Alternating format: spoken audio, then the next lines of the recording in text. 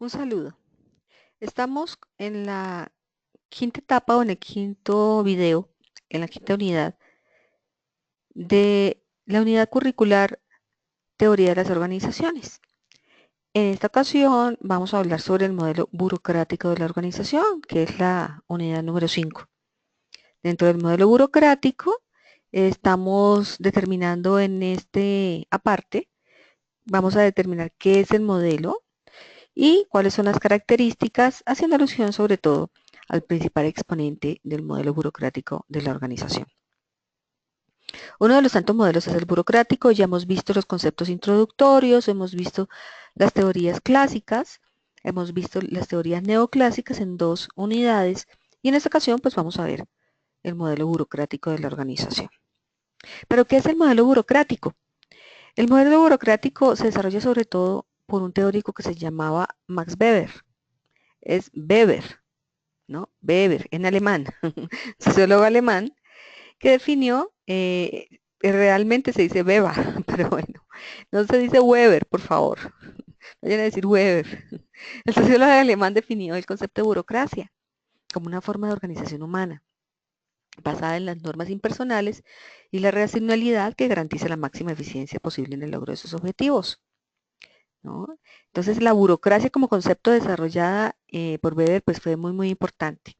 Es un modelo que se caracteriza en general por estos siguientes puntos. Por ejemplo, rechaza los principios universales de la administración, los clásicos, da un carácter legal de las normas y reglamentos, es un carácter formal de las comunicaciones, es un carácter racional y promueve la división del trabajo, tiene un carácter de impersonalidad en las relaciones, jerarquía y de autoridad, promueve las rutinas y los procedimientos estandarizados y da una gran importancia a la competencia técnica. ¿En qué casos? Sobre todo en la especificidad y en la capacidad que tengan las personas para ejercer su función dentro de la empresa. Se destaca aquí la cuestión de la jerarquía y también, pues obviamente, el carácter formal vertical de este modelo burocrático. No obstante, hablemos un poco del autor o del teórico que desarrolla el modelo. Weber es un alemán, como se dijo anteriormente, es uno de los padres de la teoría de la sociología como disciplina, y también teorizó sobre política, sobre economía, efectivamente sobre sociología, y en este caso pues eso permeó la disciplina de la administración y sobre todo también la administración pública. Weber distinguía 3 tipos puros de liderazgo político: el de que tenía que ver con la dominación y la autoridad, la dominación carismática, la dominación tradicional y la dominación legal. Nos decía Weber que la dominación carismática es la familiar y religiosa. Generalmente, por ejemplo, en la política son los populistas, o en las empresas es un líder que tenga muchísima ascendencia con sus empleados, con sus subalternos. En la dominación tradicional, que son los patriarcas, el patrimonialismo y el feudalismo, que es por tradición, por herencia, y se sigue eh, la jerarquía y se le rinde pleitesía al jefe o a la persona que está ejerciendo el poder precisamente por esa tradición. Y el tercer tipo de dominación es la dominación legal, que es la que da la ley y el Estado moderno, la burocracia. Entonces vincula, la teoría de la burocracia vincula sobre todo es con el Estado, con la burocracia, con la administración pública, ¿sí? El Estado moderno y las reglas del Estado. Entonces básicamente el que dice, Max Weber dice que es un representante pues obviamente de la burocracia, pero particularizándolo en las empresas, que nos dice él, que una organización está regida por reglas, normas, manuales, leyes formales, escritas o intangibles, pero que son normas, que tienen unas características, que son legales, que hay reglamentos en esas organizaciones, que hay racionalidad, que hay impersonalidad, especificación, meritocracia, las características que les mencioné anteriormente.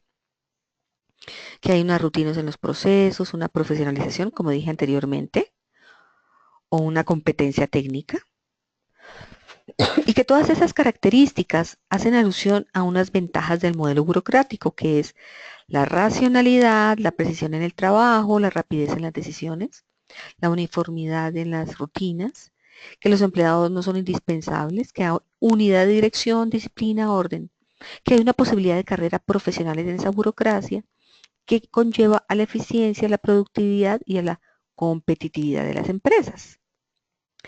Como les dije anteriormente, hay unos tipos de autoridad, la carismática, la tradicional y la legal.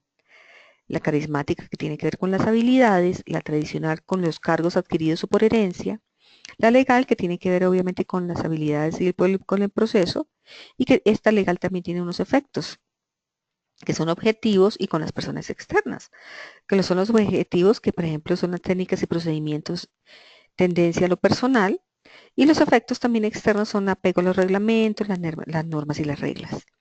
Y que los miembros de esta burocracia tienen una valoración de impersonalidad y disciplina y se lleva al formalismo.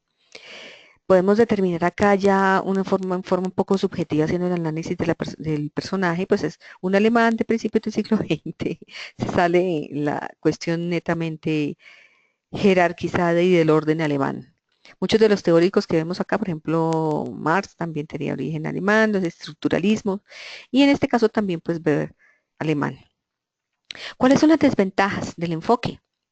Pues que obviamente hay apego a los reglamentos, hay formalismo y papeleo, hay una resistencia al cambio, hay una personalización, rutinas y procedimientos muy ya llevados generalmente a la rutina, a esa rutina, muchas señales de autoridad y hay una difícil eh, atención al cliente en forma lejana de atender al cliente, en caso de las empresas.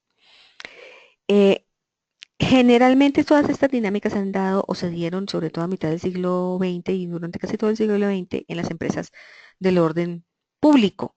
Algunas empresas del modelo burocrático del orden privado también asumieron en muchas ocasiones toda esta formalización, pero dense cuenta pues que tiene ventajas que es la unidisciplina del orden, la unidad de dirección y demás, pero también eh, es restrictivo y bastante formal el enfoque.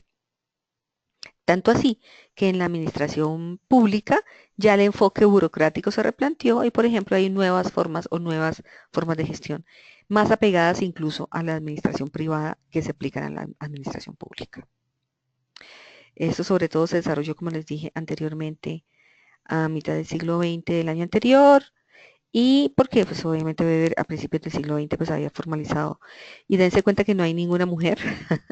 También es efectos tales como la falta de inclusión y otras dinámicas también un poco retardatarias que hemos visto, pero de todos modos nos toca ver el enfoque porque aún tiene vigencia, sobre todo las cosas buenas que tiene el enfoque. Hay que recordar que tenemos buenas cosas en el enfoque y que es uno de los modelos eh, y de las teorías de las organizaciones que hay que reconocer como parte de la evolución y de la historia de la teoría organizativa. Bueno, en esta ocasión pues vimos la unidad número 5 con el enfoque burocrático y más adelante pues veremos otros enfoques ya neoclásicos más aplicados a la actualidad para reconocer cuáles son las dinámicas actuales. Muchas gracias.